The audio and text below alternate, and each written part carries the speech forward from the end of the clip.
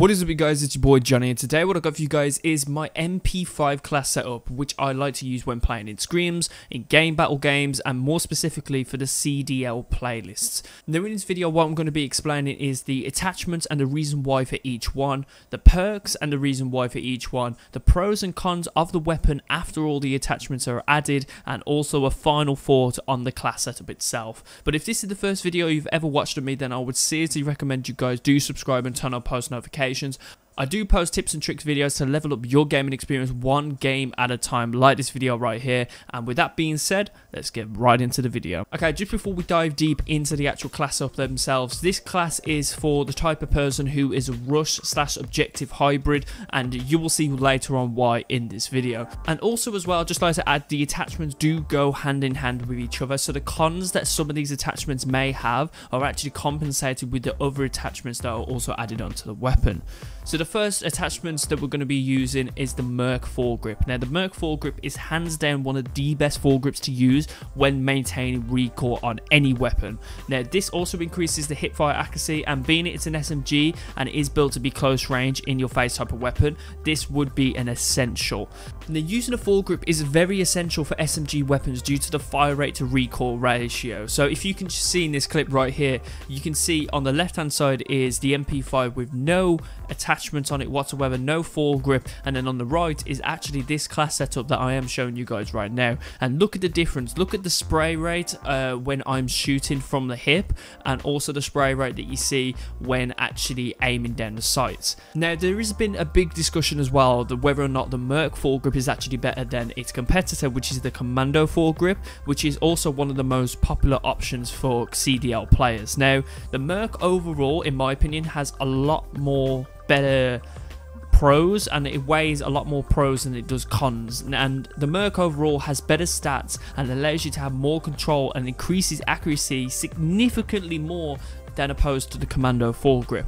The next attachment I want to state to you guys is an essential really for an MP5, and that is the 10mm auto 30 round ammunition. Now this is a type of ammunition that is actually very much slept on in CDL, and I don't really understand why, because this ammunition increases your damage and also increases your range. Like, what do you even mean? There is a common misconception that the 45 round mags are actually a lot better than a 10mm due to there being more rounds in a magazine, which in all fairness is a very true statement, but who do you actually know in the CDL and pro player community who has been able to empty each and every single bullet out of their magazine in their weapon? It is very hard, if not impossible, to do that, as the frequency of deaths are increased dramatically because you are going against players with a higher skill level than your average player. And in addition to this as well, the 45 round mags actually decrease your mobility, your aiming down sight speed, and your movement speed, which in all essence is an essential thing you need when playing as a sub or a rush type of player.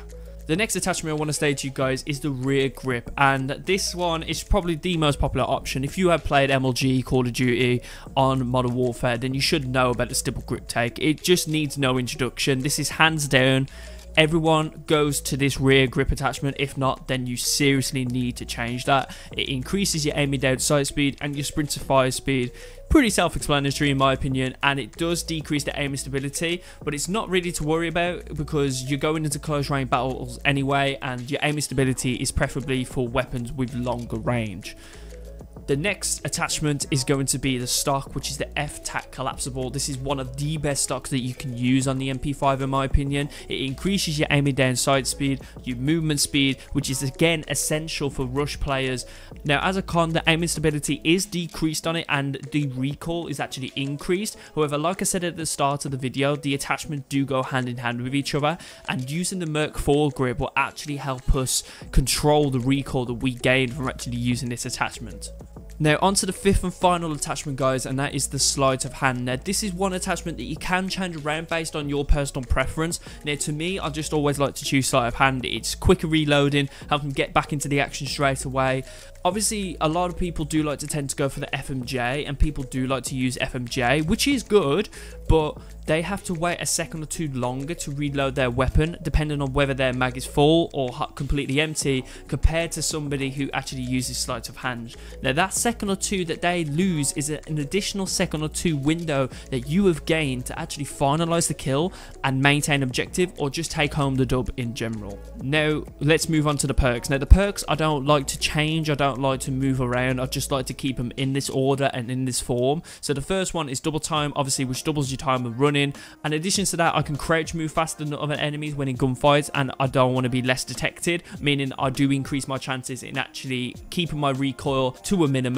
The second perk is going to be point man, which helps me get to my specialist much more quickly, which I will explain later on what specialist I do like to use. The third perk I like to use is tune up, which is just an essential, guys. Like literally, it decreases the time to get to my field upgrade, which in CDL and like game battles and competitive gaming, it is an essential. So 100%, if you're not using tune up, I really recommend you do. Now let's move on to the specialist perks I like to use. So the specialist perks I like to use are EOD, battle hardened, and amped. EOD obviously reducing the damages from your primary weapon, primary grenades, like your Semtexes, your frag grenade, your Molotov, and it just helps you to keep pushing even if you was naded across the map at the start of the game of, let's say, search and destroy.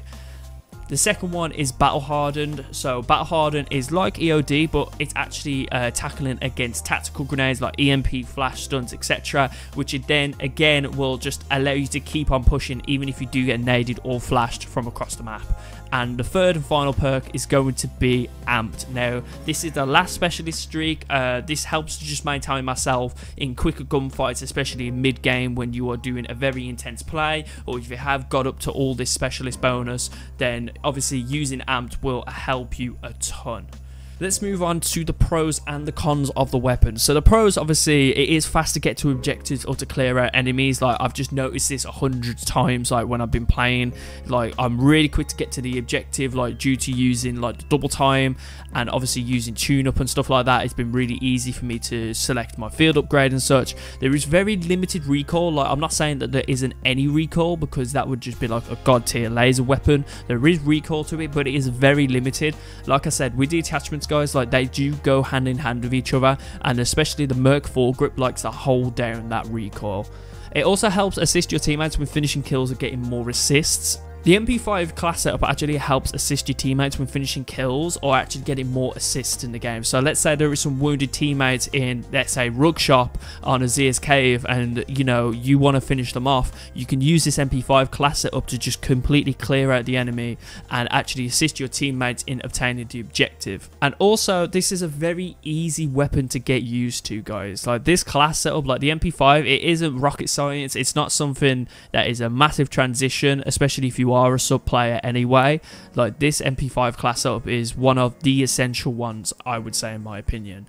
Now let's move on to a bit of the negative stuff. So the cons. So there is very limited range, and the reason why is because this class isn't really built for long range gunplay. Do you know what I mean? Like it is an SMG at the end of the day, so obviously if you are a sub player, you should know anyway. Trying to tackle against enemies with a long range, like let's say they've got an M4A1 and you guys have got the MP5 class setup, obviously the enemy's going to have a bigger advantage than yourself as well. So honestly, just stick to close gunfire. Like I said previously, if you are on, let's say, Azir's Cave and you are in Rug Shop and the enemies are there, it's very short range gunfights, so I seriously recommend you just stick to using short gunfights. And the other one as well is the damage is limited, but this can be changed depending on what perk you use. So obviously, like I say, I recommend you guys do use sleight of hand, which increases like your reloading speed and stuff. But if you guys do want to improve your damage, then you guys can just easily switch the sleight of hand to FMJ, and you should resolve that with ease.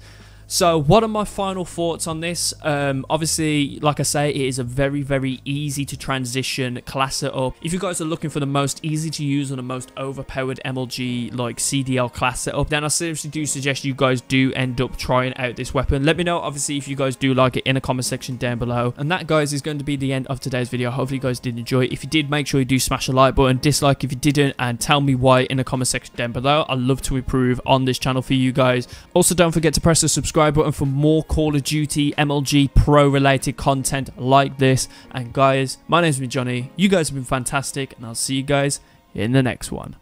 Peace.